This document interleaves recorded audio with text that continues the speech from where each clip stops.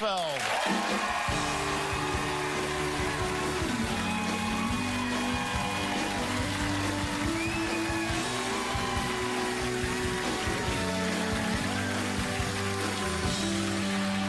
I got you a Halloween present. It's Jake lipstick. Yes, there you go. How was your Halloween? Did you celebrate? I did, which was awesome. I for a while, couldn't remember the last time I celebrated Halloween, so I went out. It was a last-minute thing. Wow. I did what I could making This was a last-minute thing? This makeup that you had on? Yes.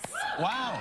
Get in really close there, because that's when it pays to have friends who are makeup artists, huh? Yes. Melanie, that's really good. Yeah, who did that for you? My friend, Melissa Hernandez, who was with me, and thank God she stayed a couple more hours and did that. You know, it's a funny thing about being a makeup artist when you live in LA or anywhere, really, is everyone wants you to help them with their Halloween costumes. Right. Like everyone you ever met. And that must mean you are very special for her to actually have stopped and helped you with it. I hope so. She was with me the entire day before and a couple months before then because we've been on the road. But, yeah, she stayed. How old are you now? I'm 19. Okay. And so are you still living with your parents, or have you moved out to your own place, or what?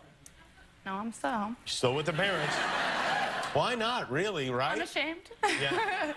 How long are you planning to stay? You will eventually move? No, probably not. You no. will not. I have mornings where I wake up and I'm like, all right, this is it, I'm out. And then I leave town for a couple weeks, and all I ever want to do is come home to a house full of people. Is it the same as when you were a kid, where you have to clean up your room and you have chores and that kind of thing?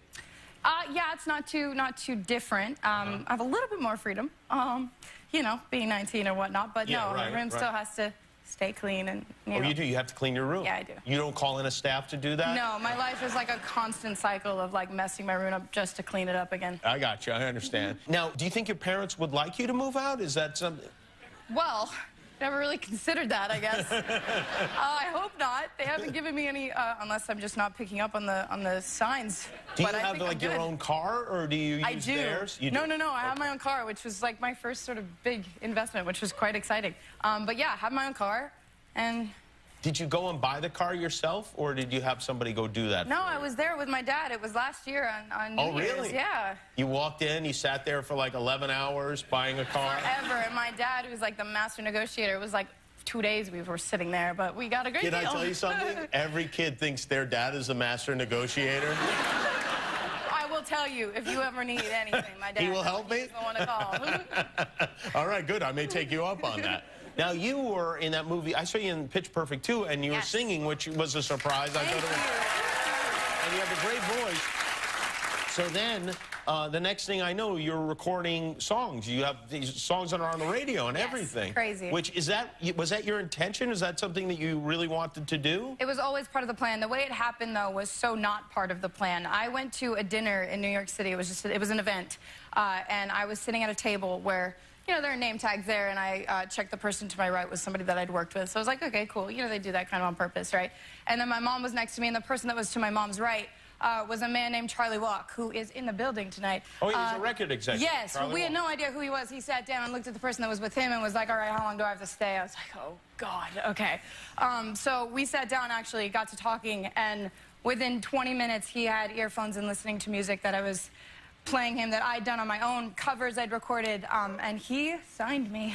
At the dinner? A couple months later. He loved meetings, so we had a couple meetings, and then... Wow, that's weird. Yeah. It's weird to sign a record deal while your mom's there, you know? Hey, if it weren't for her, it wouldn't have happened. And so you went on tour. You're just in Japan. Yes. And that's got to be crazy. It was amazing. It's one of my favorite places in the entire world. To have been there with movies and fashion and now music. I recently had an experience where I performed at a Tower Records there, and I did it like a signing afterwards. And this one girl, it was very fast. They were keeping everybody moving really quick. And this one girl like came and threw down a picture for me to sign and just yelled out. She's like, I love you more than sushi. And I was like, wow, in the land of sushi, that is like the compliment to get. That's probably the one thing they say to Americans when they see them. Hey, I love you more than sushi. You know what that is, right? Great. I can't believe they still have a Tower Records, by the way. I know that, though, right? That makes me jealous in a way. So this movie that you're in, which is very good, you play, it's based on, the title is based at least on the Stevie Nicks song. Yes. The Edge of 17, which, do you know that song? I do know that song. That's the one you should record. I mean, now this is the perfect thing to do. And wow, yeah, okay. I think Beyonce sampled that song, actually. Oh, yeah. I'm a fountain of knowledge. Yeah, you'll see. Give me more. So you're in this film with Woody Harrelson, yes, who is a great guy. The best. And a very unusual guy. There's nobody like him, There really is nobody like him, no. For those of you who don't know this about him, he's a vegan, which is really cool, great, but like a super vegan, okay? Well, he doesn't like to eat bread even. No, yeah, I mean, it's ridiculous. But all the food that he eats in his movies are the foods that he would normally eat in real life. And there's a scene where he hands me part of a cookie to sort of make me feel better. And part of me was like, oh, I'm going to take this cookie, I'm going to scarf it down right in front of him and then leave without saying anything. He put this thing in my hand, it was like freaking wet. I had no idea what it was, but and then I was like, all right, I'm just gonna do it, forget it. And the way it smelled, I was like, how do you do this to yourself? It was so bad, I had to wipe my hand off after everything. And I was like, Woody. Vegan cookies are wet? Oh, man. Was it freshly mowed grass or something? By the way, if Woody Harrelson has a cookie on his desk, in general, do not eat it. It's not a safe thing to have. Probably true. Yeah, these are the sorts of things you'll learn if you ever move out of your parents' house. Okay.